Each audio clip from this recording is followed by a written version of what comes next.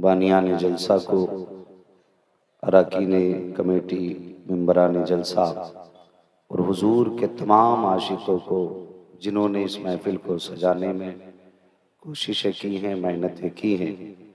करीम रब हम सब की कोशिशों को अपनी बारगाह में कबूल फरमाए और आज की रात की इस जिक्र की महफिल को हम सब के लिए ज़रिया निजात बनाए। यकीनन आप हजरात बड़े खुशनसीब हैं कि आपको इस जलसे की ऐसी सरपरस्ती मैसर हुई जिन्होंने हिंदुस्तान के मशहूर शुआरा को और हज़रत अल्लामा मौलाना मुफ्ती मसीहुद्दीन हशमती दामजिल्लहुल आली जैसे खतीब को आज की रात मदऊ किया।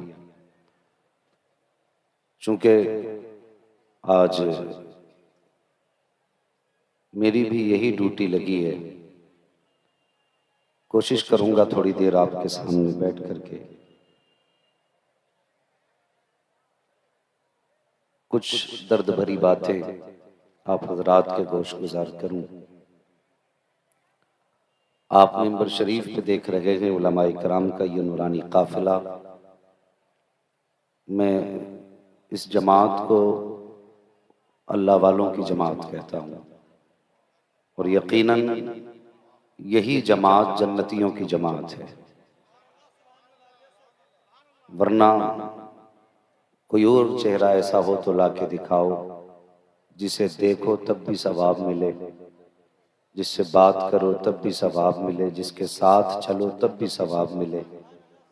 अगर इनके साथ खाना खाओ तो अल्लाह तब भी नेकी देता है, इनके साथ बैठ के कुछ वक्त बिताओ अल्लाह तब भी नेकी अता फरमाता है। खुशनसीब हैं वो लोग जो मिंबर के करीब बैठे हैं।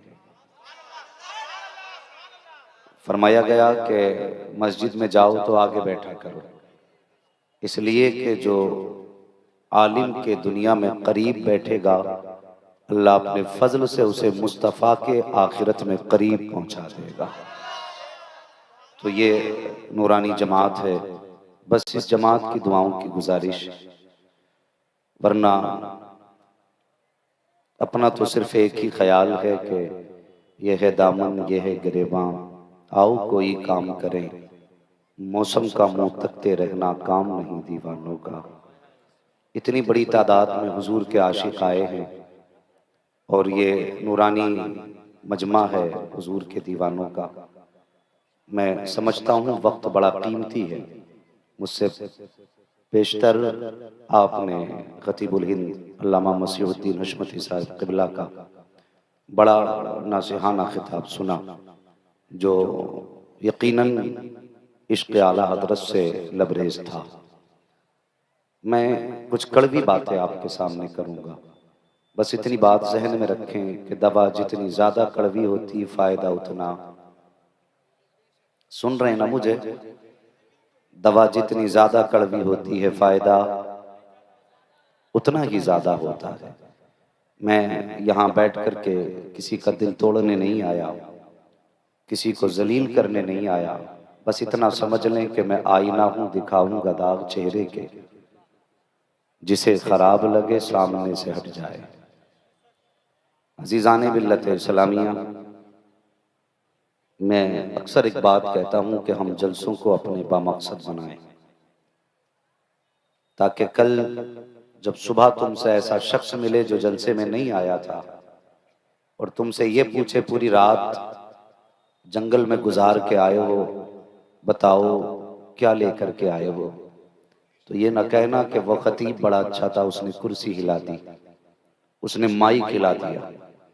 मैं चाहता हूँ इतनी तब्दीली आ जाए, अगर कोई पूछे क्या बदलाव आया तो कम से कम इतने बदल जाना कि उससे सर उठा के कहना जब गए थे तो गानों के शौकीन थे, जब पलट के आए हैं तो मुस्तफ़ा की नात के तरानों के शौकीन बन के आए हैं। अगर इतनी तब्दीली आ गई तो मैं समझूंगा हजरत का हम सबको बुलाना कामयाब हो गया और हम सबका आना कामयाब हो गया। यहाँ कोई ये सोच करके ना बैठे कि आज ये देखना है कौन कैसी तकरीर करता है। मैं बात खत्म कर देता हूँ। कोई भी कितना बड़ा खतीब आ जाए, आमिना के लाल से बड़ा खतीब नहीं हो सकता है। कितना भी बड़ा कारी आ जाए, मेरे हुजूर से बड़ा कारी, बोले हुजूर से बड़ा कारी नहीं हो सकता है। सच ये है, अल्लामा दिलकश राजवी साहब क़िबला, भाई असद इकबाल साहब, सच ये है कि अगर कोई बंदा ये कहे यार फला मौलवी ने कमाल कर दिया, तो ये कमाल मौलवी का नहीं, कमाल आमिना के लाल का है। वरना सच ये है कि हम हुजूर के नाम पे आज टुकड़े तोड़ रहे हैं। हमारा दीन के लिए लगई क्या है? उनसे पूछो जिन्होंने बच्चों की कुर्बानियां दीन के लिए दी। उनसे पूछो जिन्होंने अपने जिगर के टुकड़े कराए इस्लाम के लिए। और हमने किया क्या? आज हमारे सीने तक किसी का हाथ भी नहीं पहुंचा। किसी ने अगर इस्लाम के लिए गिरबान पकड़वाया हो तो बताए। तो भाई मुझे बता, उन्होंने तो कई कई दिन के फाके करके दीन बचाया। आज कई कई बार खा के हम दीन के लिए क्या कर रहे हैं? कभी सोचा करो। हम घंटे 2 घंटे बैठ के जलसे में ये सोचते हैं हमने जलसे वालों पे एहसान किया, हमने कमेटी वालों पे एहसान किया। नहीं, हमने किसी पे एहसान नहीं किया, बल्कि कमेटी वालों ने हम पे यह एहसान किया कि आज की रात ये पंडाल सजाया, ये लाइटिंग की, ये इंतजाम किया और तुम्हें और मुझे मुस्तफा की बातें करने का मौका फराहम कर दिया। घंटे 2 घंटे देकर के एहसान न जताया करो। आज कुछ जरूरी बातें आपसे करना चाहता हूँ। अजीजाने मिल्लत इस्लामिया, तकरीबन 1400 साल बीत चुके, लेकिन आज भी एक दर्द सीने में है। और बड़ी फिक्र के साथ मेरी गुफ्तगू सुने। अगर आपने जरा सी लापरवाही की तो मुझे कब्र में जाकर भी सुकून नहीं मिलेगा। मैं सोचूंगा किस जमात में मैंने बात छेड़ी थी जिसने बात की कद्र न की। आज एक अलविया है, मुझे बताइए जो हालात हैं हमारे, जिस राह से हम गुजर रहे हैं, वो किसी पे मख्फी नहीं है। हकीकत हाल सब पर वाज़ेह है। दुनिया मिटाने की कोशिश कर रही है, लेकिन हुजूर का नाम हमें बचाने में लगा है। आज कोर्ट जाइए, कचहरी जाइए, थानों में जाके देखिए, आप मुकदमों की डायरी खोलिए, उसमें सबसे ज्यादा मुकदमे मुसलमानों की तरफ से हैं। हम एक दूसरे को नीचा दिखाने की कोशिश में हैं। मुसलमान मुसलमान का गला घोंट रहा है, दिल के पपोले जल उठे सीने के दाग से, इस घर को आग लग गई घर के चिराग से। इतनी बड़ी भीड़ में कितने ऐसे बैठे होंगे जो यहां से उठ के जाने के बाद अपने सगे भाई का चेहरा देखना गवारा नहीं करेंगे। ये नारे कितने आसान है लगाने, गुलाम ये रसूल में जवानियां लौटाएंगे। बड़ा आसान है ये कहना, लेकिन हुजूर ने जो मोहब्बत का पैगाम दिया था हमारी जमात में कितना रह गया। खुदा के वास्ते सफों में इत्तेहाद पैदा करो, इत्तेफाक पैदा करो, वरना डॉक्टर इकबाल ने कहा था न समझोगे तो मिट जाओगे हिंदी मुसलमानों, तुम्हारी दास्तां तक भी न होगी दास्तानों में। अगर कोई मुझसे ये तवक्को करता है कि मैं यहाँ बैठ करके किसी की चापलूसी करूंगा, तो वो जहन से ये बात निकाल दे। मैं यहाँ किसी की तारीफ करके उसे राजी करने नहीं आया। अगर लोगों को ऐसे खतीब पसंद हैं जो मिंबर पे बैठ करके चापलूसी करें, तो इस कौम को तबाही से कोई नहीं बचा सकता। सच बोलिए, भले कड़वी होगी, लेकिन अगर एक बंदे के भी दिमाग में उतर गई ना, तो खुदा की कसम उसका सवरना बोलने वाले के लिए भी जरिया निजात होगा, जलसा कराने वाले के लिए भी जरिया निजात होगा। हाँ, ये कड़वी सच्चाई है। मैंने कहा जाके देखो आप थानों में डायरियां मुसलमानों की तरफ से मुकदमों से भरी है, और उसमें सबसे ज्यादा मुकदमे या तो बेटी की तरफ से हैं या बेटियों के खिलाफ है, सबसे ज्यादा मुकदमे। और ये मिंबर शरीफ पर अक्सर इल्म वाले जलवगर हैं। इसमें काफी मुफ्तियान इकराम भी हैं जो दारुल इफ्ता की जिम्मेदारियां संभाल रहे हैं।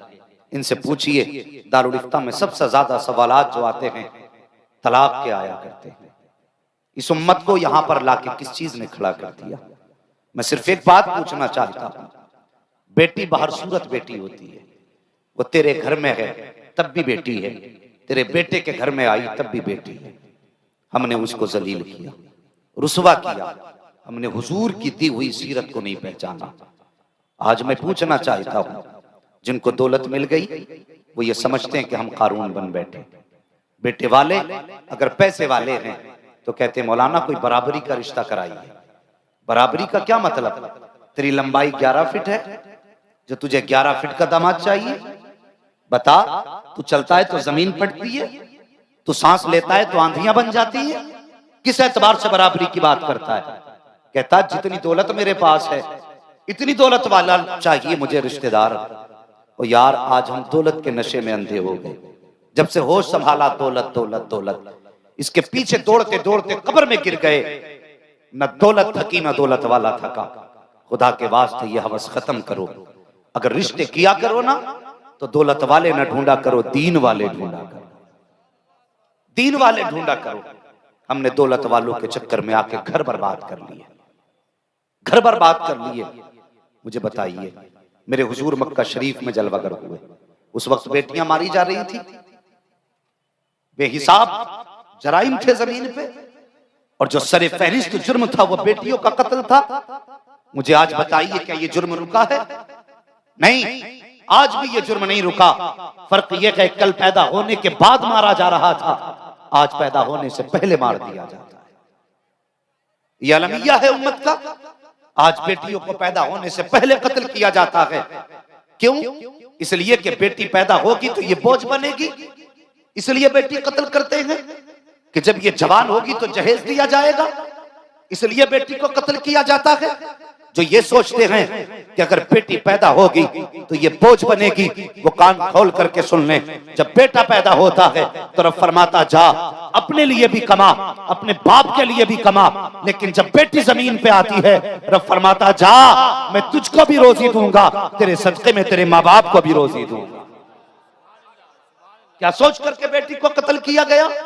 आज जाकर के डॉक्टरों को देखो, वो दौलत के नशे में अंधे हैं। जिन बच्चों को दवाओं के जरिए मां के पेट से नहीं निकाला जाता, उनका मां के पेट के अंदर ऑपरेशन करने के बाद उन बच्चों को निकाला जाता है। मुझे बता तो सही, जमीन पे आने के बाद तेरे बेटे के पैर में कांटा चुभ जाए तो तेरी चीख निकल जाया करती है। डॉक्टर गलती से गलत सुई लगा दे तो डॉक्टर का गिरबान पकड़ लिया करता है। जब किसी बच्ची का मां के शिकम के अंदर एक एक उज़्व काट के निकाला जाता है तो तुझे क्या लगता है उस बच्ची को तकलीफ नहीं होती होगी? यार होती है तकलीफ, वो भी चीखती है मां के पेट के अंदर, लेकिन आज उसकी चीख सुनने वाला नहीं है, आज उसकी आह सुनने वाला नहीं है। दुनिया ने अपने आंखों पे जुर्म की पट्टियां बांध ली हैं, लेकिन याद रखना जो बेटियां जमीन पे आने के बाद रोएं या मां के शिकम में रोएं, किसी को पता चले ना चले, सैयदा फातिमा के बाप को पता चल जाता है, सैयदुल अंबिया को पता चल जाता है। और याद रख, आज भले ये जुर्म दुनिया से छुप जाए, लेकिन जब कयामत का दिन होगा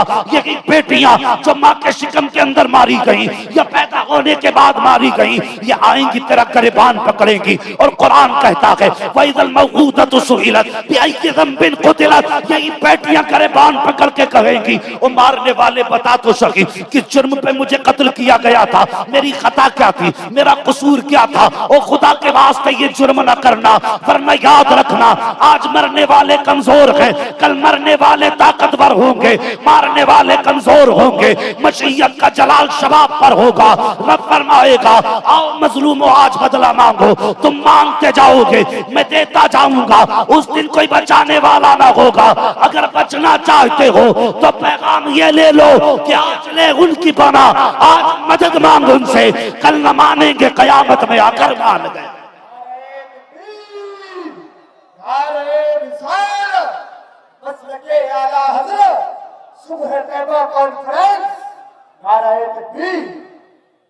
ओ बेटियों से प्यार करो, बेटियों से वफा करो, बेटियों से मोहब्बत करो। मेरे हुजूर ने कितनी इज्जत बख्शी बेटियों को। और घर जाके बेटियों को सुनाना, अपनी बेटियों से कहना जब वो नकाब उतार के चले तो कहना खुदा के वास्ते हुजूर के दीन में जो पर्दा दिया है इसको न ठुकरा, वरना अगर हुजूर ना होते तो तेरी कोई औकात ना होती, कोई तेरी आबरू ना होती। बेटियों को इज्जत बख्शी है आमीना के लाल ने। बेटियों को वकार बख्शा है आमीना के लाल ने। और कितना दुख होता है, कई बेटियों को इसलिए तलाक हो जाया करती है कि वो जहेज मुंह मांगा नहीं लाई है। कई बार बेटियों को इसलिए हम निकाल देते हैं कि वो हमारी मर्जी के मुताबिक हमें कैश नहीं दे पा रहे। रहम करे अल्लाह इस कौम पर, रहम फरमाए। लोग कहते हैं बेटे वाले जिम्मेदार हैं, मैं कहता हूं नहीं, ये आज बढ़ती डिमांड जो है, जो गरीबों के लिए मुश्किल हो गए हैं निकाह, इसकी जिम्मेदार ये बेटी वाले भी होते हैं। सिर्फ बेटे वाले नहीं, बेटी वाले भी जिम्मेदार होते हैं। क्यों? अगर किसी के लड़के को देख लिया ना, अल्लामा साहब के उसने 3 महीने प्रैक्टिस किया हॉस्पिटल में, हैं तो नजर में पहले ही रख लेते, डॉक्टर बन गया, डॉक्टर बन गया, तो जेब में 5 लाख लिए घूम रहा। असद भाई से कहने लगा इससे मेरी बेटी का रिश्ता करा दो, मैं 5 लाख रिश्ते में दूंगा। यहां से शुरुआत हुई तो वो सोचता है बोली लगने लगी, अभी 5 वाला आया, अब 8 वाला आएगा, फिर 10 वाला आएगा। खुदा के वास्ते तूने 10-5 लाख में दामाद खरीदा, 3 महीने का डॉक्टर खरीदा, कितने लोग इसकी सुई से मरेंगे और कितने लोग इसकी दवाई से मरेंगे। कम से कम देख रहा था, पूरा डॉक्टर तो देख लेता। आधी आधी डॉक्टरियां देख के निकाह कर रहे हो। कल जब बेटियों को घर से निकाला जाता, मुफ्ती साहब कोई तावीज दे दो, दामाद लेने नहीं आ रहा। अल्लाह के बंदे तूने कल देखा होता, जब बेटी का रिश्ता करने गया था तब देखता, डिग्री ना देखता, मुस्तफा की दी हुई शरीयत देख लेता। हाँ, जो हुजूर का नहीं हो सकता वो तेरी बेटी का भी नहीं हो सकता। जिसके दिल में खुदा का डर नहीं, उसके दिल में ससुर का डर खाक होगा। हम आंखें बंद करके रिश्ते करते हैं। ये बढ़ती डिमांड इन्हें खत्म करो। आज कितनी बेटियां फांसी लगा के मर रही हैं। कई बापों ने तो बच्चों को साथ लेके ट्रेन के आगे छलांग लगा दी। इसके जिम्मेदार वो अमीर हैं जिन्होंने गरीबों का निकाह मुश्किल कर दिया। तो मुझे बताओ, अगर किसी की गोद में सिर्फ बेटी पैदा हो रही है, आ रही है, तो उसमें बेटी का कसूर क्या है? कोई खता है?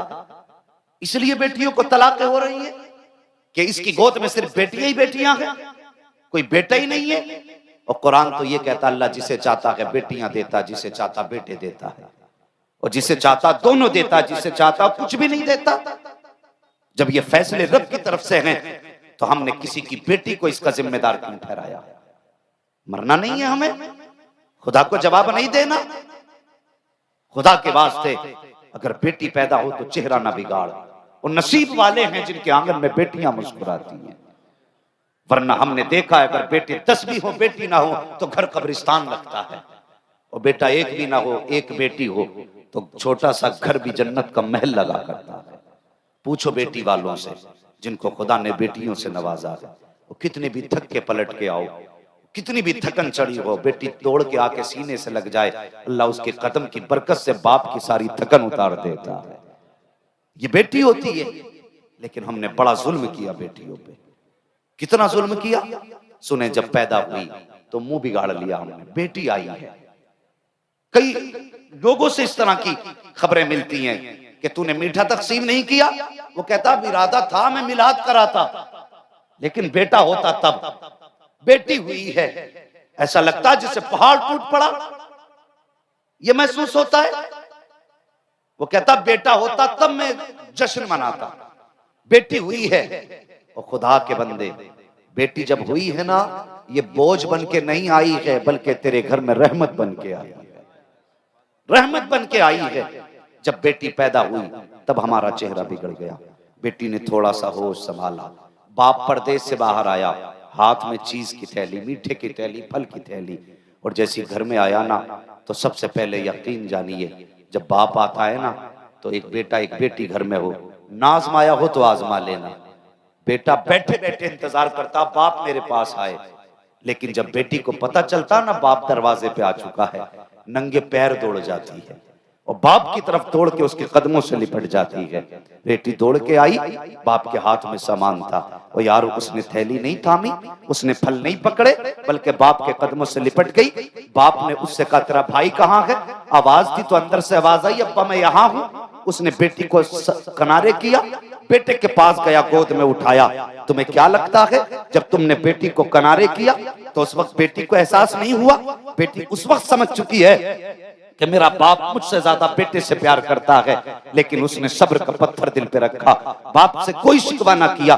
बाप ने कहा जा जा बेटी पानी ला के दे, वो पानी लेने चली गई। कभी बाप ने खाने के काम में लगा दिया, उसने ये नहीं कहा अब्बा जो चीज हाथ में लेके आया है इस पे मेरा भी हक है। बेटी ने सब्र किया। जब जवानी की दहलीज पे बेटी ने कदम रखा, बाप बेटी का चेहरा देख के गर्दन झुका लेता है। बेटी कहती है अब्बा गर्दन क्यों झुक गई? तो बाप कहता बेटी जब से तू जवान हुई है तब से तेरी शादी की फिक्र खाए जाती है। बेटी को फिर सदमा हो गया, ए मेरे मालिक में इतना बड़ा बोझ हो गई कि जिस दिन से जवान हुई हूँ बाप की गर्दन झुक गई है। बेटी फिर रो देती है। जब बेटी का निकाह होता है या रिश्ते का वक्त आता है तो दुनियादार नोचने वाले कुत्ते उस बेटी के घर पे आके कीमत लगाया करते हैं। और मुझे बता तो सही, कहते 10 लाख लेंगे 5 लाख लेंगे, दिल पे हाथ रख के बता अगर तेरी गोद में 3 साल की बेटी हो बता उसे 5 लाख में बेच सकता है, 10 लाख में बेच सकते हो किसी को? और यार 10 लाख छोटी कीमत है, अगर 20 लाख में कोई बेच सकता हो अपनी बेटी को तो मुझे भी हाथ उठा के बता दे कि मैं बेटी को 20 लाख में बेच दूंगा। कोई अपनी बेटी को 20 लाख में नहीं बेच सकता। उसके जिगर को सलाम कर जिसने 20 साल की पली पलाई बेटी तेरी गोद में डाली और तुझसे कोई कीमत नहीं मांगी। अगर तुझे हया है तो पूरी जिंदगी उस बाप का भी शुक्रिया अदा किया कर, उस खानदान का भी शुक्रिया अदा किया। एक तो बेटी दी किसी ने, उसके बावजूद तुम नोचने खाने लग गए। जब आए ना दरवाजे पर रिश्ते वाले, अल्लाह माफ फरमाए, मैं किसी को तकलीफ देना नहीं चाहता लेकिन सच बोलना चाहता हूँ। रिश्ता होता है, फोन करके कहते हैं 10 लोग आ रहे हैं बेटी को देखने के लिए। ओ यार बेटी का रिश्ता बड़ा नाजुक है, बड़ा नाजुक रिश्ता है बेटी का, तुम नहीं जानते। अगर बच्चियों को तलाक हो जाती है तो जिंदगी मुश्किल हो जाती है। अगर बच्चियों को रिश्ते छूट जाते हैं तो फिर कोई अपनाने के लिए तैयार भी नहीं होता, अपनाने के लिए तैयार नहीं होता। रिश्ते तो बड़ी बात है यार, 10-10 लोग देखने के लिए आ रहे हैं। जब देखने का फोन आता है ना, खबर होती है आज लड़की को देखने के लिए आ रहे हैं, तो लड़की का दिल धक धक होने लगता है। आप बताओ जवानों, जब कोई एग्जाम हो और तुम आप एग्जाम हॉल में बैठे हो और पर्चा भी हाथ में नहीं आया हो तो लगता है पता नहीं क्या सवाल होंगे, कैसे हल होगा पर्चा। दिल की धड़कनें अलग होती है, तेज धड़कने लगती है। जबकि अगर इसमें फेल हो गए अगले साल फिर एग्जाम दे सकते हो, फिर फेल हो फिर दे सकते हो। लेकिन वो बेटी जिसकी इज्जत दाव पे लगी है उसके दिल पे क्या गुजरती होगी, कभी सोचा हमने? आते हैं देखने वाले 10-10 आ रहे हैं देखने के लिए। अब तो 2-2 गाड़ियां भर के चल रही हैं, हाँ, और जाके पहले नाक तक भर के खाते हैं। ऐसा लगता है जैसे घर से नमक का पानी पी के आए हैं। अब पेट भर के कई दिन से नहीं खाया था, आज नाक तक भर के खाया। उसके बाद कहते हैं लाओ जी बेटी दिखाओ। बेटी कोई तमाशा है? लाओ जी बेटी दिखाओ, खेल बना रखा है। और देखने वालों को हया आनी चाहिए। लड़का कहता बच्ची देखने के लिए मेरा खलेरा भाई जाएगा, मेरा फूफी का बेटा जाएगा, मेरा चचा का बेटा जाएगा। और बेगैरत ये इनके घर में नहीं तेरे घर में रहेगी। तू देखने किसे भेज रहा है? किसी की बेटी की इज्जत का तमाशा ना बना। ये आते देखने के लिए, बच्ची को सामने लाया जाता है, फिर उसके बाद देख के कहते हैं घर जाके बताएंगे, घर जाके बताएंगे। 3 दिन हो जाते हैं, बेटी वाला फोन करके कहता है बताओ कोई जवाब नहीं दिया। कहा नहीं अभी फलां से मशवरा नहीं हुआ, अभी फलां से मशवरा नहीं हुआ।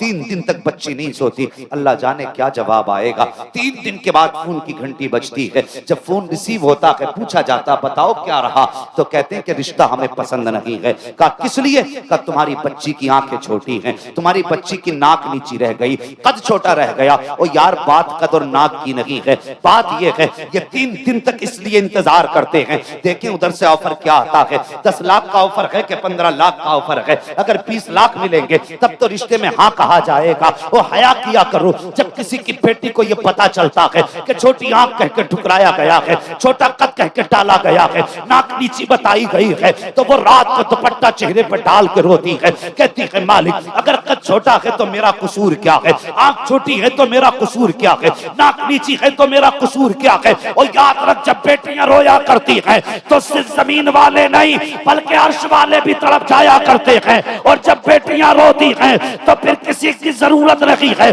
कि कोई सिफारिश करे। जब बेटियां तड़पती हैं तो गुंबदे खजरा का मकीन जान जाता है। और जब हुजूर पर दुआ करते हैं तो ना कोई यहाँ बचाने वाला होता है ना वहां बचाने वाला हो। किसी की बेटी को रुलाया ना करो। रह गई बात देखने की, तो मैं छोटा सा आदमी, इन इल्म वालों और अक्ल वालों के बीच में मैं कम अक्ल आदमी, बस एक बात समझता हूं कि एक दो लोग इस तरह से बच्चियों को बच्चियां देखें कि खुद बच्ची को भी खबर ना। तुम नहीं जानते, जब इनकार हो जाता मोहल्ले भर में बातें होती हैं, आए थे देखने के लिए, क्या हुआ कि पसंद नहीं आई, फिर उस बच्ची का रिश्ता तक नहीं होता, रिश्ता तक नहीं होता। खुदा के वास्ते अगर किसी को जिंदगी दे नहीं सकते हो तो उससे जीने का हक भी मत छीनो। तुम खुशियों के साथ जीना चाहते हो तो बेटियां भी तो खुशी के साथ जीना चाहती हैं। तुम अपनी मर्जी के लिए, अपनी रजा के लिए बेटियों का जीना दुश्वार करते हो। एक दिन मर जाना के याद रखना, तेरी वजह से अगर किसी गरीब की बेटी रोई ना, तो अगर तू काबे में भी जाके मरा तो याद रख, अल्लाह उस वक्त तक जन्नत नहीं देगा जब तक बेटी के एक एक आंसू की तुझसे कीमत नहीं ले ले। किसी का दिल ना दुखाना, बेटियों पर रहम करो, मुआशरे को बेहतर करो। ये जो हमारे हाथ तेजी से दौलत की तरफ बढ़ रहे हैं, इन्हें समेटो और बेटियों के साथ रहम करो। कौन ऐसा है जो जन्नत में जाना नहीं चाहता?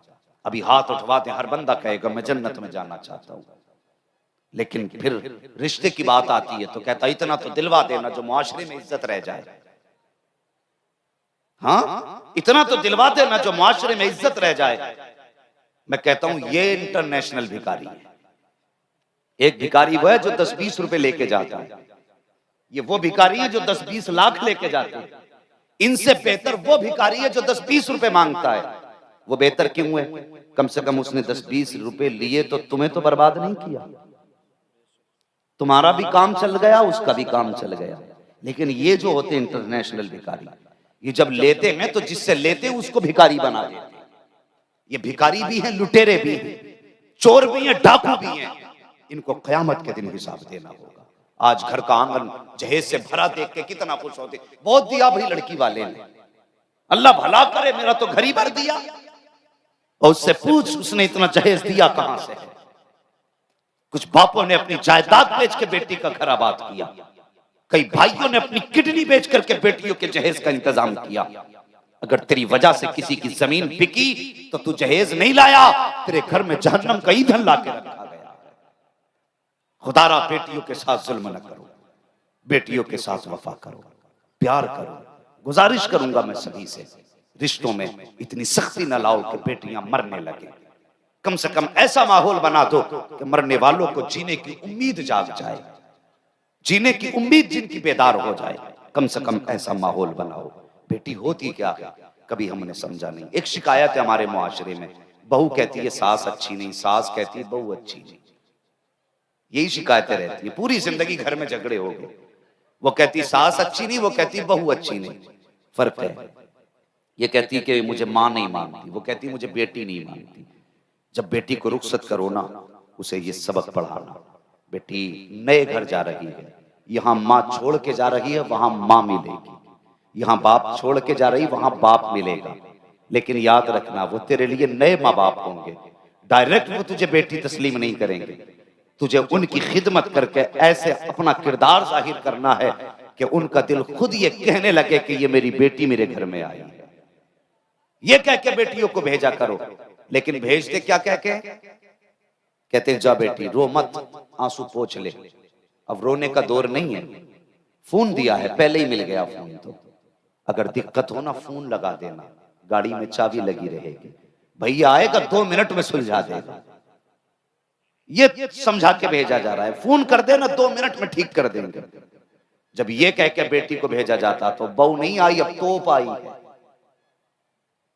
अब तोप आई है, वो डरे क्यों? इसलिए कि अमेरिका की सपोर्ट पीछे से है और दाएं बाएं चीन जापान खड़े हैं। उसे डरने की जरूरत क्या? शोहर ने कहा झाड़ू नहीं लगाई, तो कहती है मुझे मेरी लेट आंख खुली कि जल्दी नहीं उठा जाता। तो वो कहती देर से सोई थी, हिम्मत है जरा लहजा बदल के देख, अभी फोन बजेगा, अभी आएगा साला लट बजाएगा।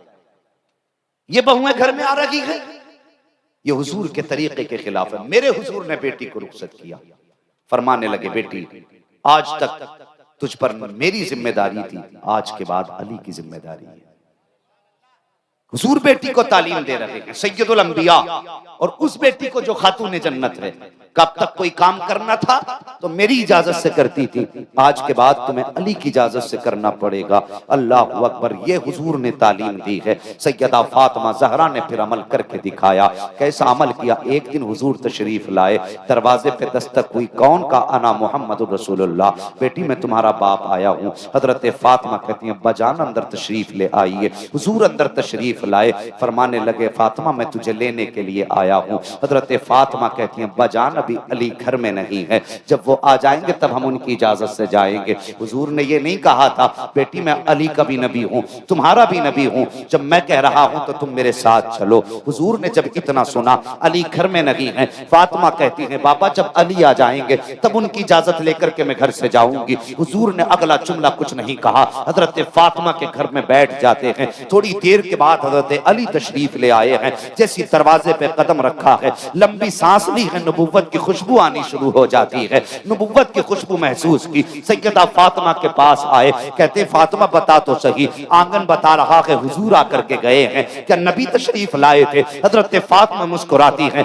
कहती नबी आए थे लेकिन गए नहीं हैं, भी घर के अंदर मौजूद हैं। का कहाँ है मुस्तफा? का फला जगह हुजूर बैठे हुए हैं। हजरत अली गए हैं, हुजूर की बारगाह में हाजिर हुए। या रसूल अल्लाह कैसे जहमत की है? काली में फातिमा को लेने के लिए आया था। का हुजूर फिर लेकर के चले जाते? का नहीं, फातिमा ने कहा जब अली आ जाएंगे उनकी इजाजत से जाऊंगी। अल्लाह अकबर, इतना सुनना था। हजरत अली उन्हीं कदमों पे पलटे, हजरत फातिमा के पास गए कि फातिमा पता नहीं मुस्तफा लेने के लिए आए थे, मेरा इंतजार किस लिए किया? तो नबी की बेटी ने कहा था ए अली जब मैं रुखसत हो रही थी तब मेरे बाप ने मुझे तालीम दी थी, फातिमा उस वक्त तक घर से कदम ना निकालना जब तक अली की इजाजत न मिल जाए। ए अली अगर आज मैं तुम्हारी इजाजत के बगैर कदम निकाल देती तो कयामत तक दुनिया की बेटियां कहती अगर नबी की बेटी अली की मर्जी के बगैर जा सकती है तो आम बेटी भी शोहर की मर्जी के बगैर जा सकती है।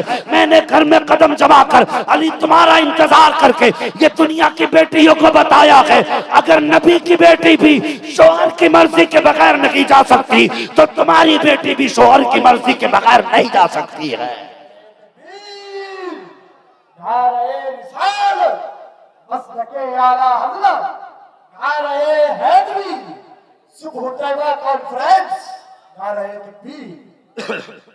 खुदा के वास्ते बेटियों को तालीम दो।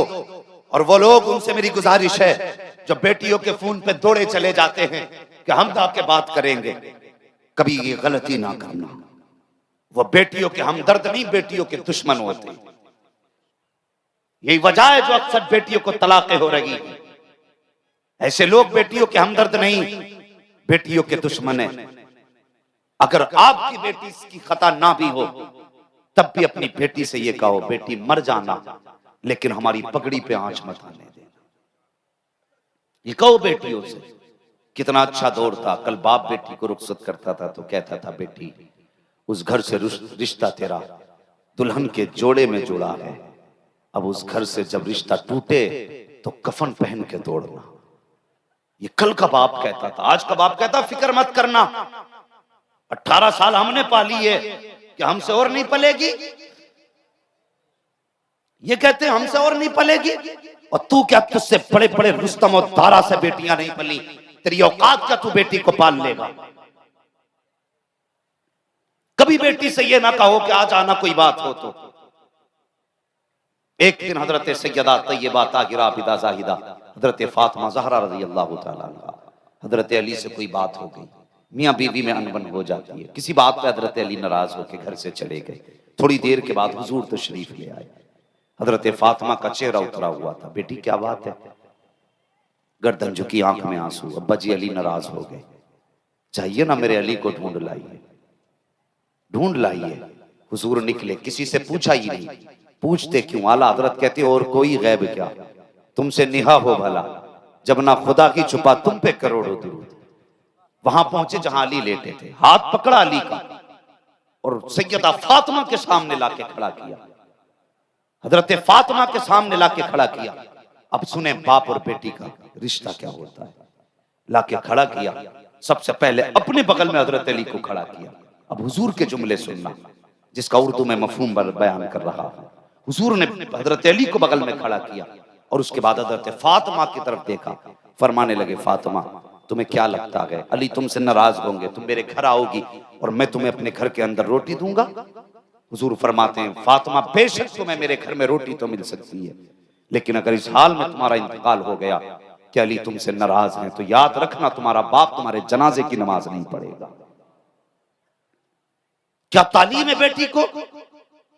फरमाते हैं फातिमा मैं तुम्हारे जनाजे तक मैं शामिल नहीं होऊंगा अगर इस हाल में तुम्हारा इंतकाल हुआ कि अली तुमसे नाराज हैं। और फिर उसके बाद हजरत अली को सामने खड़ा किया है, सैयदा फातिमा को बगल में खड़ा किया है। अब हुजूर अली को फातिमा का बाप बन के समझा रहे हैं। आका करीम फरमाते हैं ए अली मेरी फातिमा है, इसकी जिंदगी माँ के बगैर गुजरी है, मैं भी इनको वक्त ज्यादा नहीं दे पाया, ज्यादातर मुझे तबलीग का काम रहता था। ए अली मैं चाहता हूँ कि अगर मेरी बेटी से कोई गलती हो जाए, कोई खता हो जाया करे तो ए अली मेरी बेटी की खता को नजरअंदाज कर दिया करो, इसलिए कि बगैर माँ के पली है, मेरी बेटी को माँ का साथ ज्यादा नहीं मिला है। इसलिए अली मैं ये चाहता हूं अगर मेरी बेटी से नादानी में कोई भूल हो जाया करे तो मेरी बेटी को माफ कर दिया करो। ये कहते कहते नबुव्वत की आंखें बरसने लगी। अल्लाह अकबर। हुजूर फरमाते हैं ए अली कम से कम अगर बेटी से खता हो जाए अपनी बीवी ना समझ के मोहम्मद की बेटी समझ के माफ कर देना, मेरी बेटी समझ के माफ कर देना। हजरत अली फरमाते हैं इतनी बात सरकार ने कही है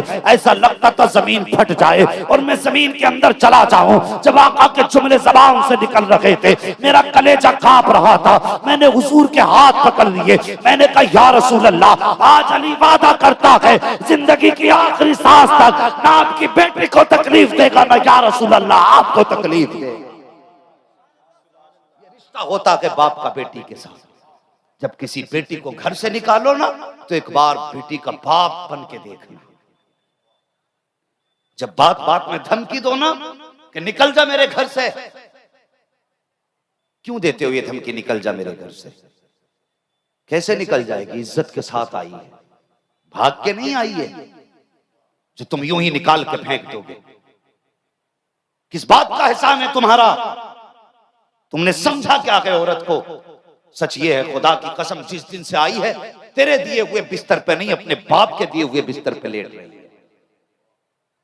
किस चीज की धौंस दिखाते हो औरत को? जब से आई है तेरे बर्तन में नहीं अपने बाप के बर्तन में खा रही है। जो कपड़े पहने हैं उसने बाप के घर के पहने हैं, लेकिन फिर भी एहसान माना अमीना के लाल का। ये हुजूर की सुन्नत का सदका है। जिसने कभी देखा नहीं, जिसको तूने नहीं देखा, 3 मर्तबा कबूल कबूल क्या कहा, तेरे बिस्तर पे आके बैठ गई। तूने कहा उठ तो उठ गई, तूने कहा चल तो चलने लगी, तूने कहा चुप तो चुप हो गई, तूने कहा सो तो सो गई। आखिर क्या वजह है? ये तेरी ताबे हो गई। खुदा की कसम आज किसी की बेटी का दिल न दुखा। अगर हुजूर ने निकाह को मशरू न किया होता तो तेरी औकात नहीं थी। मारना तो बड़ी बात है, तू किसी की बेटी की तरफ आंख उठा के देख लेता। आज जो ये तेरे बिस्तर पे बैठी है और जो तेरी हर बात के आगे गर्दन झुका के बैठ जाती है, ये हुजूर की दी हुई सुन्नत का सदका है। खुदा के वास्ते घरों के हाल बेहतर करो। और याद रखिए जब घर के अंदर झगड़े होते हैं तो जो हाल बच्चे देखते हैं वैसे ही बच्चे किया करते हैं। हाँ, फिर 18 साल के बाद तावीज काम नहीं आते। कोशिश ये करें घरों के हालात बेहतर करें, घरों के हालात अच्छे करें। बेटी बेटी होती है, बेटियों को इज्जत दिया करो। कितनी इज्जत बख्शी मेरे हुजूर ने। फरमाया खुदा ने जिसको 3 बेटियां दी उसने पाल पोस के इज्जत से रुखसत कर दिया। फरमाया उसकी जन्नत की जमानत मदीने वाला दे रहा है। ये नसीब की बात नहीं है, ये नसीब की बात है जिन्हें बेटियां मिली हैं। मुकद्दर वाले हैं खुदा ने जिनको बेटियों से नवाजा है। और सजदों में गिर के बेटे मांगा करते हो, कभी रब से बेटियां भी मांग लिया करो, बेटियां भी मांग लिया करो। इसलिए कि बेटे जायदाद के वारिस होते हैं, बेटियां प्यार की वारिस होती हैं, बेटियां प्यार की वारिस होती है। लेकिन हमने किया क्या? बेटियों का हक खा गए, उनकी जायदाद बेच के हज करने जा रहे हैं। शर्म आनी चाहिए। इस्लाम ने जिस तरह बेटों का हिस्सा रखा है जायदाद में, उसी तरह बेटी का भी हिस्सा रखा है। हाँ, और मैं सच्ची बात कह रहा हूं, अगर हम इस्लाम के इस कानून पे अमल कर लेना तो फिर बेटियों को तलाक ही नहीं होगी। अगर बेटे का आधा बेटी का हम देने लगे, बेटी को बेटे का दुगना बेटी का बेटी से आधा है, अगर वो हम बेटी को देने लगे तो फिर तलाक ही नहीं होगी। हमने तो बेटी का भी बेटे को ही दे दिया। किसे दिया? ये जो जूते मारेगा बुढ़ापे में उसे दिया है, जो ठोकर मार के घर से निकालेगा हमने उसे दिया बेटी का हक। तो कितना भी दूर कर दे बेटी को, बेटी कभी तुझसे दूर नहीं होगी। और कभी तजर्बा ना किया हो तो आजमा लेना। जब दुख होता है तो बेटा चादर तान के सोता है। अगर बेटी को पता चल जाए ना बाप बीमार है तो सब कुछ छोड़ के तेरे पास आ जाती है। और कई बार तो ऐसा भी हुआ बेटों ने लुकमे तक देने बंद कर दिए बाप को, रोटियां नहीं दी बाप को बेटों ने। बेटी को पता चला 3 दिन का फाका है मेरे बाप का, तो सब कुछ छोड़ के आ गई। बाप के कंधे पे हाथ रख के कहती अब्बा दिल थोड़ा न करना। बेटों ने छोड़ दिया गया, अभी बेटियों ने नहीं छोड़ा। ये बेटियां होती हैं, ये दुख की साथी होती हैं बेटियां। अगर तजर्बा ना किया हो तो कर लेना, कभी जनाजों के पास खड़े होकर देखना। हमने तजर्बा किया है। बाप का इंतकाल हो ना, बेटा थोड़ी देर रोता है, रोने के बाद घर से बाहर निकलेगा, मुंह में मसाला डालेगा, इधर उधर घूमना शुरू कर देगा। लेकिन मुझे बताओ, अगर बाप का इंतकाल हो तो बेटी जब से जनाजे पे आके बैठ जाती है उठती नहीं है। देखा है किसी ने बेटी को इधर उधर घूमते? अगर किसी ने देखा हो तो बताओ। जब से आके जनाजे पे बेटी बैठ जाती है कभी उठती नहीं। क्यों? वो जानती है मेरा बाप कुछ देर का मेहमान है, आज के बाद ये बाप दिखाई नहीं देगा। और बेटे तुम्हारे जनाजों से दूर दूर टहलते गए। हमने तो बेटियों को बाप के लिए इतना तड़पते देखा है। कितनी बेटियां तो जनाजों के पीछे भागती हैं और कहती हैं लोगों सिर्फ हमारे बाप को न लेके जाओ, हमें भी ले जाके दफन कर दो। बाप के बगैर हमारा जीना भी मुश्किल है। अल्लाह अकबर, ये बेटियों का प्यार है बाप के लिए। और बाप जब परदेश से आया, चीज का थैला लाके खाने का सामान बेटे के हाथ में थमाया। हुजूर ने तो फरमाया था जब तुम लोगों बाहर से आओ और खाने की कोई चीज लाओ तो पहले बेटी को दिया करो, उसके बाद बेटे को दिया। क्या हमने ये इज्जत दी बेटी को? हमने ये वकार दिया बेटी को? हमने ला करके बेटे को दिया। बेटी तुझसे कितना प्यार करती है, कभी समझना इस बात को और गौर करना इस बात पर। अगर तुम परदेश से आओ और तुम बेटी के हाथ में लाके कोई चीज दो तो वो कहती है बाप खा लीजिए, और बेटे को दो ना तो वो लेके कोने में भाग जाता है। फर्क है बेटों में। और जब ईद आए तो बेटा ना, जिसके लिए हमने लड्डू बंटवाए थे, जिसकी पैदाइश पे गाने बजवाए थे, डांस पार्टियां हुई थी, खूब नाच हुए थे, तो जब ईद आती है तो वो जूता लेके खड़ा होता है, कहता अब्बा जी जैसे कपड़े मुखिया के बेटे के वैसे कपड़े मेरे होने चाहिए। बाप कहता बेटे नहीं ला सकता, पैसे नहीं है, तो वो जूता लेके खड़ा हो जाता, क्यों नहीं, मैं वही पहनूंगा। लेकिन अगर इसके बरक्स गरीब बाप और बेटी से कहे ना ये बेटी नए कपड़े बना ले, तो बेटी कहती है अब्बा पिछली ईद को बनाए थे, उन्हीं को धुल के परहेज कर लूंगी, मेरे वही कपड़े नए लगने लग जाएंगे। ये फर्क है बेटे और बेटी में। लेकिन हमने बेटियों को लावारिस बना दिया, बेटियों को लावारिस बना दिया। खुदा के वास्ते बेटियों का दिल तोड़ा ना करो, बेटियों से प्यार किया करो, बेटियों से मोहब्बत किया करो, बेटियों से वफा किया करो। जब बेटे साथ छोड़ देते हैं तब बेटियां काम आया करती हैं, तब बेटियां काम आया करती हैं। और कभी किसी बेटी को बोझ ना समझना, बेटी को कभी अपने घर में आना आया भी ना समझना। अगर किसी के घर में बेटी पैदा हो रही है तो वो औरत को दुख ना देना, तकलीफ ना देना, इसलिए कि खुदा जब किसी पे मेहरबान होता है तो उसकी आंगन में फिर बेटी दिया करता है। बेटी उसको मिलती है जिससे खुदा राजी होता है, जिससे खुश खुदा होता है, उसे बेटी मिलती है। अगर बेटी पैदा हो तो चेहरा ना बिगाड़ना, तुम नहीं सोचते। फरमाया गया बेटियां बाप और दोजख के दरमियान एक पर्दे की तरह होती है, बाप और दोजख के बीच में एक दीवार की तरह बेटियां होती हैं। और हमें बेटियां बोझ लगने लगी। वो क्या था? वो किसी शख्स को अल्लाह ने 6 बेटियां दे दी। कितनी दे दी? कितनी? जोर से बोले कितनी, और जोर से कितनी। ये जो करवट वाले चुप बैठे इन्हें भी पता लगना चाहिए। कितनी? 6 बेटियां दे दी। तो बड़ा गुस्सा हुआ। 7वीं मर्तबा बीवी उम्मीद से हुई, उसने बाल पकड़ दिए। वो कहने लगा सुन, अगर इस बार बेटी हुई ना तो तुझे तो तलाक दे के निकालूंगा और बेटी का गला दबा के मार दूंगा। मां मां होती है। जब उसने अपने बारे में सुना तो सोचने लगी चल मैं तो कहीं भी धक्के खा के जिंदगी गुजार लूंगी, लेकिन बड़ा जालिम है, बेटी को कत्ल करेगा। मैं कैसे देखूंगी? तो औरत कभी इतनी कमजोर होती है, कहीं शिकायत नहीं कर सकती। मैके जाएगी तो जमाना बुरा कहेगा, मोहल्ले में बोलेगी तो खानदान बुरा कहेगा, किसी से कह भी नहीं सकती। और उसने किया क्या? जब मजबूर हो गई, उसने मुसल्ला बिछा दिया, सजदे में सर रख के रो के कहने लगी, मेरे मालिक, तूने पहली बेटी दी, मैंने खुशी से कबूल की। तूने दूसरी बेटी दी, मैंने खुशी से कबूल की। तीसरी बेटी दी, कोई शिकवा ना किया। 6 बेटियां दी, मालिक कोई शिकायत नहीं।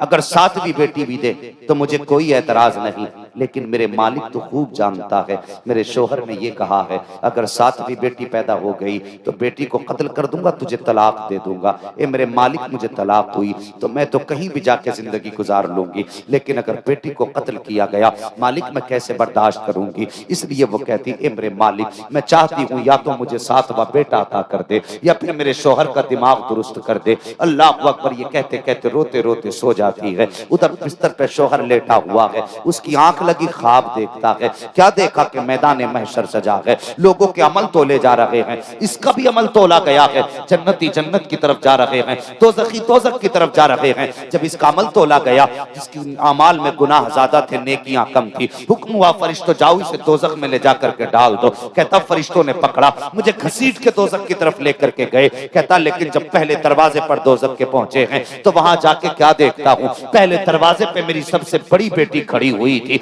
उसने हाथ लगा दिए। वो कहती, मेरे परवरदिगार, ये मेरा बाप है, इसने मेहनत करके मुझे पाला था, ये दोज़ख में जाएगा, मुझे तकलीफ होगी। ए मेरे मालिक, मैं इसे दोज़ख में जाने नहीं दूंगी। कहा जब बेटी ने हाथ लगाए हैं, फरिश्तों ने उस दरवाजे से हटाया है, दोज़ख के दूसरे दरवाजे पे लेकर के गए हैं। जब दूसरे दरवाजे पे लेकर के पहुंचे हैं, तो दूसरे दरवाजे पे दूसरी बेटी खड़ी थी, वहां से हटाया है। तीसरे दरवाजे पे लेकर के गए तो तीसरे दरवाजे पे तीसरी बेटी खड़ी थी। चौथे दरवाजे पे लेकर के गए तो चौथी बेटी खड़ी थी। 5वें दरवाजे पे गए तो 5वीं बेटी खड़ी थी। का 6ठे दरवाजे पे लेकर के गए तो 6ठी बेटी खड़ी थी। कहता जहन्नम के दरवाजे 7 थे और बेटियां 6 थी। का 6 दरवाजों पर तो 6 बेटियां खड़ी थी। जब 7वें दरवाजे पे लेकर के गए तो 7वीं बेटी नहीं थी। मैंने देखा दरवाजा खाली है, दहशत से मेरी आंख खुल गई, माथे पे पसीना था। जब मेरी आंख खुली है, मैंने कुछ ना देखा, सजदे पे सर रख के कहा, ए मेरे मालिक, मुझे अपने करम से 7वां बेटा ना दे, बल्कि अपने फजल से मुझे 7वीं बेटी अता फरमा दे।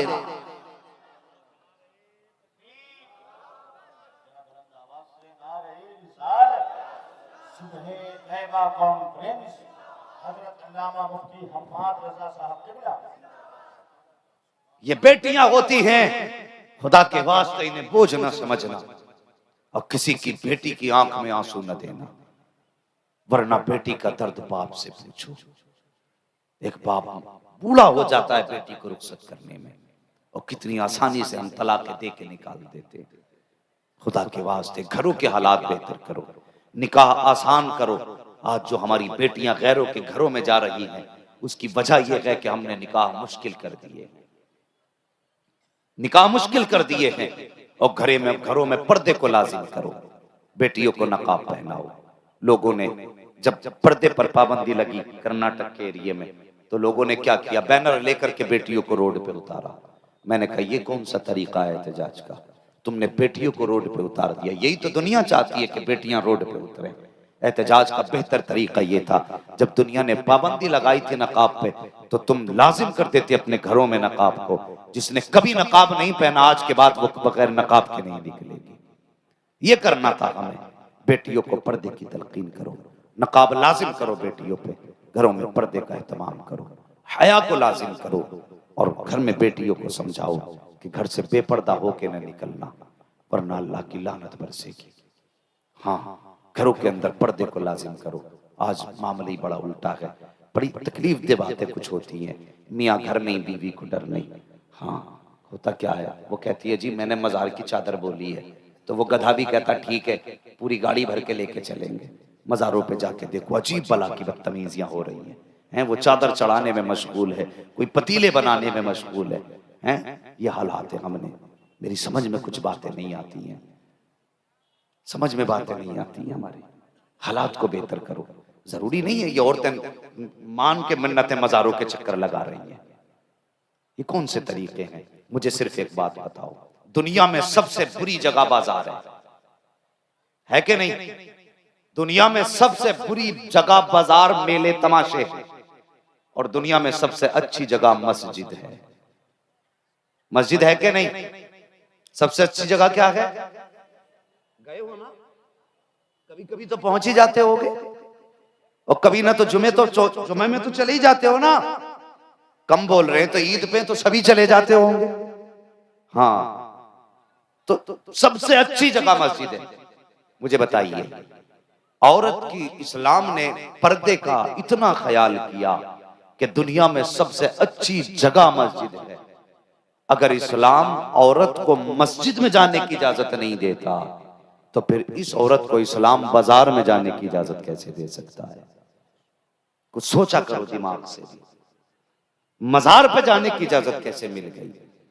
वहां भी बदतमीज, इधर भी बदतमीज, मार तमाशे मेले लगे। खुदा के वास्ते पर्दे को लाजिम करो, पर्दे को लाजिम करो।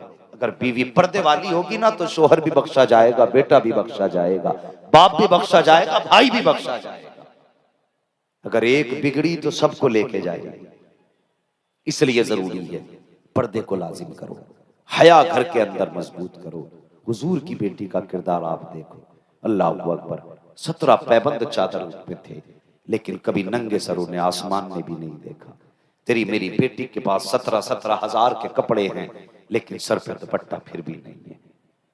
वो एक दिन क्या हुआ, हज़रत अली ने कहा, फातिमा तुम्हारे चादर में जो ये पैबंद खुल गया है, अब तो पैबंद लगाने के लिए कपड़ा भी नहीं है, जाओ जाके अपने बाबा से एक दुपट्टा ले आओ। हज़रत फातिमा गई, मारे गैरत के कह नहीं पाई, वापस आ गई।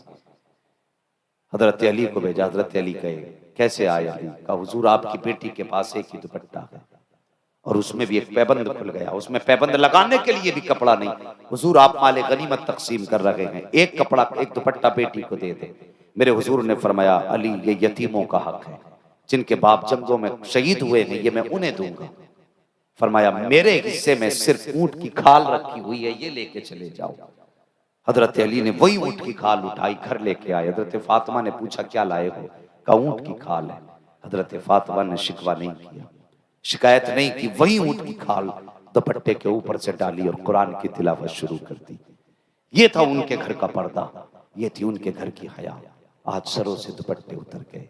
और ये क्यों उतरे? उसकी वजह यह है, जब से मर्दों ने टोपियां उतार दी, बेटियों ने दुपट्टे उतार दिए। तुम टोपियां ओढ़नी शुरू कर दो, बेटियां दुपट्टे ओढ़ना शुरू कर देंगी।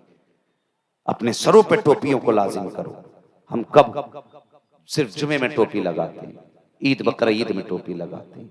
आप टोपी लाजिम कर लो, बेटियां दुपट्टे लाजिम कर लेंगी। हाँ, अगर बेटी हया वाली होती है तो फिर नस्लें शान वाली पैदा होती है। लोग कह रहे हैं अल्लाह सलाउद्दीन अय्यूबी भेज दे, मोहम्मद बिन कासिम भेज दे। मैं कहता हूं ये आएंगे नहीं, पैदा होंगे, लेकिन शर्त ये है माँ पारसा होगी तभी सलाहुद्दीन अय्यूबी पैदा होंगे, माँ नेक होगी तभी मोहम्मद बिन कासिम आएंगे, माँ अगर अजमतों वाली होगी तभी खालिद बिन वलीद आएंगे।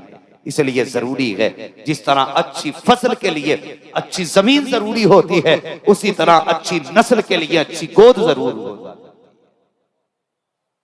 हमने गोद का जो हमने इंतखाब किया वो अच्छी का नहीं किया। हाँ, हमने दौलत देख करके बच्चियां अपनाई हैं, पैसा देख करके अपनाई है। तो पैसा देख करके नहीं, दीन देख के अपनाइए, दीन देख के अपनाइए, ताकि आपके घर में कनीज़ फातिमा आए, कदम उसका रखा जाए, करम मदीने वाले का बरसना शुरू हो जाए। कोशिश करें जवानों, हर बंदा चाहता मैं जन्नत में जाऊं, तो जन्नत में जाने का आसान तरीका सुने। फरमाया गया किसी भी मुसीबत में फंसे इंसान की गर्दन बचा लो, मुसीबत में फंसे इंसान का सहारा बन जाओ। जब मर के कब्र में आओगे अल्लाह बिना हिसाब के जन्नत अता फरमा देगा। वो तरीका क्या है? हर बंदा चाहता है ऐसे घर में शादी करूं जहां से गाड़ी मिले, 4 व्हीलर मोटरसाइकिल। नहीं, किसी के देने से भला पूरा नहीं होता, भला तभी पूरा होता है जब खुदा दिया करता है। ये जहन में बात रखना। अल्लाह ने आपको दौलत दी है, इस्तिताअत बख्शी है ना, तो बिस्तर का इंतजाम आप करें, बर्तन का इंतजाम आप करें, खाने का सामान का इंतजाम आप करें। अगर कोई गरीब बच्ची आपकी नजर में है, उससे सादा निकाह कर लीजिए, उसे अपने घर की जीनत बनाइए। मैं नहीं जानता ये दुनिया क्या कहेगी जब तुम गरीब की बेटी को अपना के लाओगे। लेकिन इतना जानता हूं, जब किसी गरीब की बेटी को तुम्हारे घर में सुख का सांस आएगा तो खुदा की कसम कोई दुआ करे ना करे, गुंबद खजरा से मुस्तफा की दुआएं मिलनी शुरू हो जाएंगी, हुजूर की दुआएं मिलनी शुरू हो जाएंगी। कोशिश ये करो कि गरीबों का सहारा बनो, मुसीबत ज़दा लोगों की मदद किया करो, उनके काम आया करो। करेंगे इंशाअल्लाह? बोलो इंशाअल्लाह। पर्दे को लाजिम करो, हया अपने घरों का हिस्सा बनाओ, बेटियों से कहो चैनल बंद करो, कुरान की तिलावत शुरू कर दो। ये भी जरूरी है। आज घर घर में चैनल मौजूद हैं, हैरत होती है। 70,000 की LCD ले आएगा और 70 रुपए खर्च करके कंजुल ईमान लेकर के नहीं आएगा। हैरत होती है। बच्चियों को तालीम दो कि वो कुरान से प्यार करें, हुजूर के किरदार से प्यार करें। निकाह से पहले अल्लाह के बंदो तुमसे भी गुजारिश है, भेजते हो ना देखने के लिए अम्मी को, तो ये कह के भेजते हो अम्मा जरा चेहरा देखिए कितना हसीन है, आंखें ऐसी होनी चाहिए, नाक ऐसी होनी चाहिए। एक तो तारीफ कर रहा था ना, तो बड़ी अजीब सी तारीफ, कहता वो आंखें ऐसी हों जैसे कि हिरन की आंख हो, बाल ऐसे हों जैसे नागिन जैसे, चाल ऐसी हो मोरनी जैसी। हैरत हुई, लड़की देखने भेज रहा है या चिड़ियाघर में भेज रहा है अपने माँ बाप को? वो अल्लाह के बंदे, मर्जी है तेरी, खूबसूरत बेटी तलाश कर, अच्छी लड़की से निकाह कर, लेकिन जहां तूने ये कहा है चेहरा देख के आना है, वहां ये भी कह दिया कर माँ जहां पेशानी का हुस्न देखे ये भी देखना माथे पे सजदे का निशान है कि नहीं, जहां लबों की सुर्खी देखने की बात आए ये भी कह दिया कर माँ जब बात करे तो ये देखना उसके लबों में शराफत है कि नहीं, लहजे में उसके हया है कि नहीं, जब वो सांसें ले तो ये भी देख लेना उसकी सांसों से तिलावत की खुशबू आ रही है कि नहीं, ये भी देखना जब चले तो कनीज़े फातिमा बन के चल रही है कि नहीं, जब तेरी पसंद ये होगी तो वो जब तेरे घर में आएगी तो खाली दामन लेके नहीं आएगी, कदम उसका आएगा, करम खुदा का बरसना शुरू हो जाए। ये देख करके निकाह किया करो। और जब गोदें ऐसी होती हैं तो फिर बेटे पारसा होते हैं, बेटियां फिर कनीज़े फातिमा पैदा होती हैं। अल्लाह ताला हमारी कौम को हक पर अमल करने की तौफीक अता फरमाए और बेटियों को काबू में रखें, पर्दे में रखें, पर्दे की तलकीन करें। हर बंदा चाहता मेरी बेटी ससुराल जाके सुख से रहे, तो एक कायदा है, एक कानून है, अगर चाहते हो तुम्हारी बेटी सुख में रहे तो दूसरी की बेटी को इज्जत देना तुम्हारा काम है, और तुम्हारी बेटी को इज्जत देना ये खुदा का काम है। हाँ, तुम दूसरे की बेटी को इज्जत दो, अल्लाह तुम्हारी बेटी को इज्जत अता फरमाएगा। अगर तुम दूसरे की बेटी को परेशान करोगे तो फिर सोच लेना खैरियत नहीं है। हाँ, नारे तकबीर, नारे रिसालत, उलमाए अहले सुन्नत, शहजादे गौसुल आजम,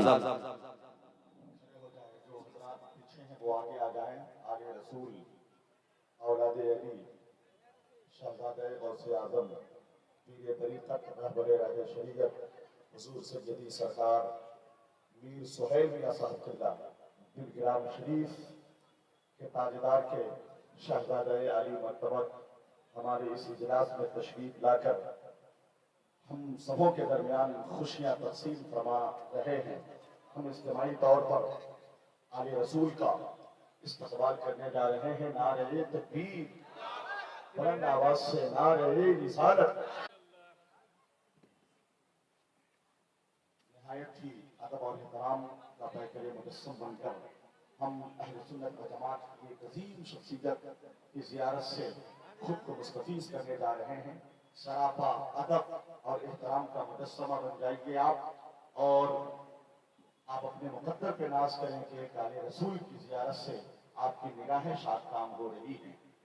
दुआए चश्म हुई है कबूल देख लिया, अली के बाग का शादाब फूल देख लिया, अब इससे बढ़ के बड़ा खुश नसीबी क्या होगी कि हमने चेहरे आले रसूल देख लिया। सुभान अल्लाह। हुजूर सुहैल मिल्लत की आमद हो रही है। दिलग्राम शरीफ से आए हुए मुअज़्ज़ज़ तरीन मेहमान आले रसूल गुले हदायत के बतूल हुजूर सुहैल मिल्लत तामज़िल्लहु की आमद के बाद इस मिंबर शरीफ का, इस सुबह तैयबा कॉन्फ्रेंस का वक़ार, एतबार और इफ्तिखार बढ़ गया है। हम दिल की गहराइयों के साथ हुजूर सैयदी सरकार सैयद मीर सुहैल मियां साहब क़िबला बिलगिराम शरीफ का इस्तकबाल कर रहे हैं। निगाहों को फर्शराह बना लें, दिल का दरीचा खोल लें और फिर इस्तकबाल करें। नारे तकबीर, हाथों को उठा लें। नारे रिसालत, मसलके आला हजरत हुजूर सुहैल मिल्लत फैज़ान बिलगिराम शरीफ। नारे तकबीर, नारे रिसालत। दुआओं की कबूलियत की घड़ी आ गई है। आले रसूल की ज़ियारत से आप हज़रात मुस्तफ़ीज़ हो रहे हैं। तमाम हज़रात बैठ जाओ। इजाजत होगी बस हो रहा माशाल्लाह। हम और आप माथे की निगाहों से देख रहे हैं कि हमारे बीच हुजूर का शहजादा जलवगर हो चुका है। माशाल्लाह ये बड़ी सादतमंदी है हमारी और आपकी कि जिनकी ज़ियारत के लिए इनकी गलियों के चक्कर लगाते लगाते लोगों के जूतियां घिस जाया करती हैं। खुदा की कसम आज ऐसी जात चल कर के हमारे और आपके बीच जलवगर हुई है। आला हज़रत फरमाते हैं कैसे आकाओं का बंदा हूँ रजा, बोल बाले मेरी सरकारों के। और दूसरी जगह फरमाया जर्रे झड़कर तेरी पैजारों के, ताज सर बनते हैं सैयारों के। ये अल्लाह अकबर, बड़ी जात हमारे बीच जलवगर है। हम बड़े सुकून से बैठ जाएं। ए बाबू बैठ जाइए, जो खड़े हैं बैठ जाइए, बहुत सुकून से बैठ जाइए। इंशाअल्लाह हजरत के नासिहाना कलिमात से हम और आप महसूस होंगे। अब वक्त काफ़ी हो चुका है। मैंने आयत करीमा पढ़ी थी कि महबूब की ज़िंदगी तुम्हारे लिए बेहतरीन नमूना है।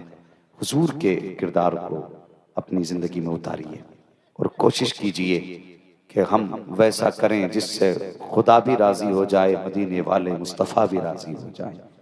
मर तो जाना है एक दिन, कुछ नहीं बचेगा, सबको चले जाना है। आखिरत का कोई इंतज़ाम करके रहिए, कुछ तब्दीली लाइए, मुआशरे को बेहतर कीजिए, महबूब के हुजूर के किरदार को अपनाने की कोशिश कीजिए। डॉक्टर इकबाल ने कहा था कि मोहम्मद से वफा, तूने तो हम तेरे हैं, ये जहाँ चीज़ है क्या, लोहो कलम तेरे हैं। बस जो हुए गलत उनको माफ़ फरमाए रब्बे कायनात। जिंदगी ने दिया साथ, फिर होगी मुलाकात। चमन रहा फूल खिलेंगे, जिंदगी रही फिर मिलेंगे। मुसाफिर हैं हम भी, मुसाफिर हो तुम भी, किसी मोड़ पर फिर मुलाकात होगी। फकीरान आए सदा कर चले, सदा खुश रहो ये दुआ कर चले। सारे लोग कलमा शरीफ पढ़ लीजिए, ला इलाहा। हुजूर के शहजादे को गवाह बना के कलमा पढ़े, गवाह बना के आखिरत में काम आएंगे, आखिरत में काम आएंगे। और जोर से कलमा शरीफ पढ़ें, ला इलाहा इल्लल्लाह मुहम्मदुर रसूलुल्लाह अस्तगफिरुल्लाह रब्बी मिन कुल्ली ज़ंबिन व अतूबु इलैहि। अस्सलामु अलैकुम व रहमतुल्लाहि व बरकातुहू।